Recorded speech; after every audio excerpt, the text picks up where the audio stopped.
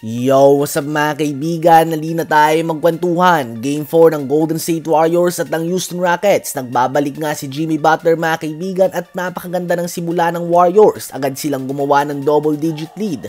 Ganun pa man, bumawi nga ang Houston Rockets at nabawi nila ang lamang sa umpisa ng second quarter. Si Dillon Brooks ay nagiging peste ulit para sa Warriors at ginugulo niya ang game na ito. Tinatrash talk na ang lahat while playing physical defense at mukhang epektibo nga ito mga kaibigan. Hindi makakuha ng momentum ang Warriors at na-outscore sila ng Rockets sa cheapy second quarter 31-22 at nabao nito ang 7-point halftime lead.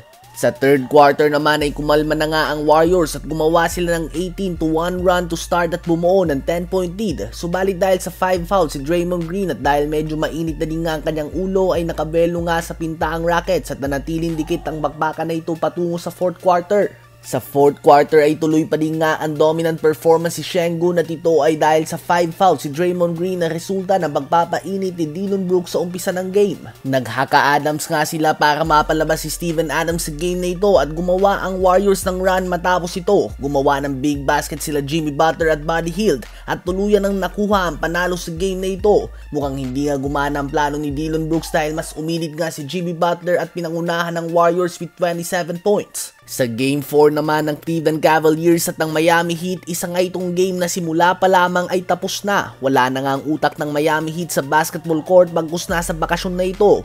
Ayaw na nga nilang bumiyahi pa patungo sa Cleveland para sa Game 5 para i-extend ang series na ito. Natapos nga ang first half sa score na 72-33. Literal nga napaka halftime instead na sa locker room ay pwede na silang dumiretso sa team bus at umuwi sa sobrang laki ng tambak sa kanila at sa mindset na meron sila sa game na ito.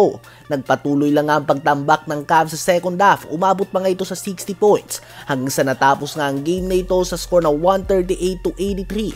5 players ng Cavs ang gumawa ng 14 points o higit pa at ngayon ay maghihintay na lamang sila sa magwawagi sa first round series ng Milwaukee Bucks kontra sa Indiana Pacers. Sama na din natin sa update na ito na si Luka Doncic ay natanong tungkol sa pagiging down 3-1 nila kontra sa Minnesota Timberwolves. Ayon nga kay Luka ay fan challenge umano ito, isang statement na humakot ng halo-halong opinyon mula sa mga fans ng Lakers dahil sa mga fans nga ay hindi ito fan mga kaibigan, hindi nga masaya maging down 3-1. Si Luka ay nag-a-average ngayong playoffs ng 30.1 points, 7 rebounds and 5 assists per game on 46% shooting sa field.